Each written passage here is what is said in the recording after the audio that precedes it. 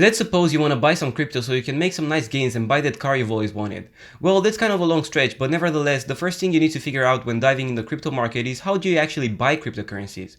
That may seem like an insignificant question, but many people have problems with actually understanding how they can buy and keep their crypto and the differences between the options they have. In this video, we'll cover the best options for buying and storing your crypto and unveil the truth regarding the differences between using a custodial and non-custodial wallet, investing through apps like Revolut or Robinhood, and more, so keep watching if you want to understand how to keep your crypto safe and find out which option works best for you.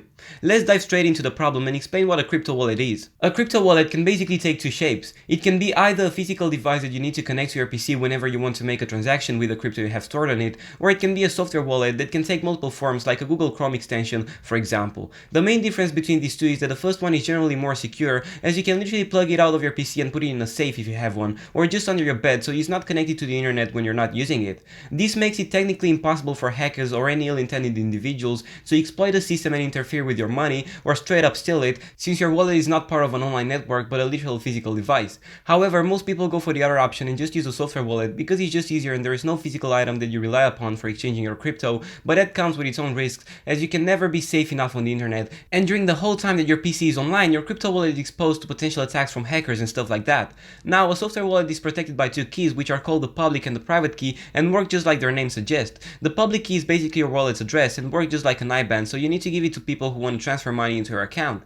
The private key on the other side is the actual password that you need for accessing the funds in your wallet and proving ownership of the account in case you need to, so you must never share it to anyone and keep it preferably solely in your mind or written on a physical piece of paper so hackers can't find it on your computer. The private key, however, works differently depending on the specific wallet you're using, and we'll take a deeper look into that further on in this video.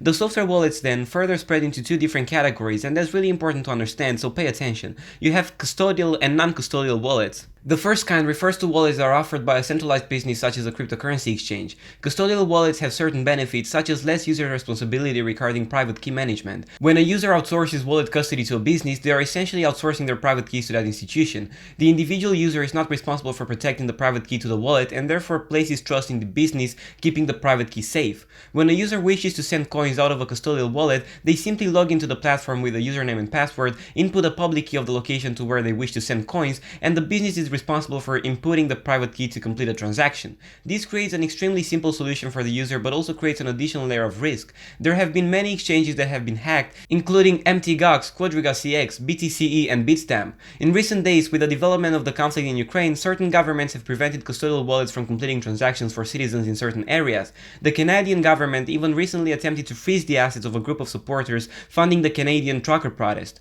This is probably the main reason why most crypto users choose to go for the latter option, which gives them more control over their funds. Non-custodial wallets do not require the outsourcing of trust to an institution, so no institution can refuse to complete transactions. These transactions are essentially censorship resistant as the user controls the private key. However, non-custodial wallets are not as easy to use as custodial wallets. When using a non-custodial wallet, users must remember that if they lose the private key, the coins in the wallet are essentially lost forever. Misplacing private keys can be a costly mistake. Users must develop a set of practices to maximize security and protect private keys in order to enjoy the full benefits of a non-custodial wallet. Non-custodial wallets are a great way to ensure user assets are not subject to censorship or confiscation. However, in exchange for this freedom, a tremendous amount of responsibility is placed on the holder of the private keys. Now that we established the differences between every type of wallet out there, let's go ahead and see which ones are the best for you. In order to do that, we need to make one more thing clear. Every wallet allows you to connect and interact with a particular blockchain network. That means that if you want to hold a lot of different cryptocurrencies which have their own blockchain, you'll need a lot of wallets, more specifically one for every blockchain that you want to interact with. Because it is the most widely used blockchain and it hosts an insane amount of tokens, here we'll focus on Ethereum and which wallets you can use to buy crypto on this particular blockchain. The number one wallet that people are using on the Ethereum blockchain is Metamask. With over 30 million monthly active users, the wallet is a non-custodial one, meaning that you are the sole owner of your private key and you have full agency over what you want to do with your crypto. That also means that you need to make sure that you do not lose your private key under any circumstances, or you lose your whole account with all the money you had put in it. As I mentioned before, depending on the wallet, there's different types of private keys that you need to set up for accessing your account. Metamask uses 3 different layers of private keys, out of which the most important one is the seed phrase, or secret recovery phrase as they call it, which consists of a list of 12 words that are randomly generated the first time you set up your account. After that, you can set up a local password that you'll use for logging into your account on that specific device, but anytime you uninstall the app, clear your cache memory, or want to access your wallet on a different device, you'll need to put in the secret recovery phrase again before doing anything else. The final layer of private keys refers to each account in your Metamask wallet, as you can make multiple accounts that are linked to a private key which you can use to import those accounts into another wallet, but for now, remembering the secret recovery phrase is the most important thing to keep in mind. The wallet is a user favorite because of its easy to grasp interface and its accessibility to thousands of Ethereum associated tokens and decentralized apps. It has an attractive and straightforward design for beginner investors, and it's also compatible with other blockchains that use EVM, the Ethereum virtual machine, as well. That means that you can use Metamask to buy tokens on blockchains like Binance Smart Chain and Avalanche, so you're not limited to the Ethereum network. More than that, it can also store NFTs, which represented a huge factor for its adoption during the NFT craze of the last year, as the wallet can automatically connect to popular Ethereum NFT marketplaces like OpenSea, allowing users to easily buy and exchange these kind of digital items as well.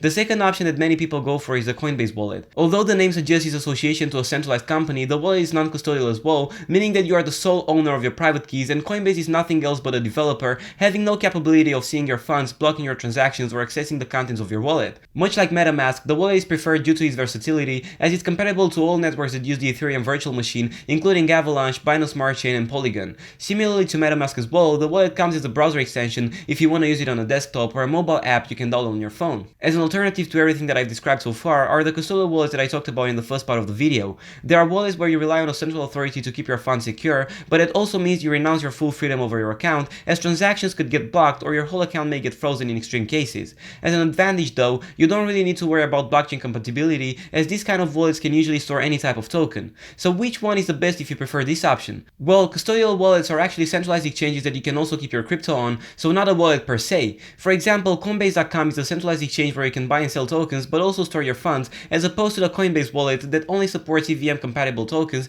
but gives you full control over your crypto. If you want to change your tokens into something on a different blockchain, you can send your crypto from your Coinbase non-custodial wallet to the Coinbase exchange, where you can swap between different blockchains without restrictions, and you can keep your new tokens there if you don't want to set up a non-custodial wallet for that specific blockchain, but you're exposing yourself to risks such as hacks, which can attack the whole website. Investing in crypto through trading and banking apps like Revolut or Robinhood works in a similar way to investing on centralized exchanges, and they've become really popular among new crypto users because of successful marketing campaigns and incentives, even though they're not necessarily the best option. Revolut, for example, has been aggressively promoting crypto during the past year by offering incentives in the form of money for whoever would take part in certain tasks, and if you want to know what they're actually aiming for, you should go watch our video on that next.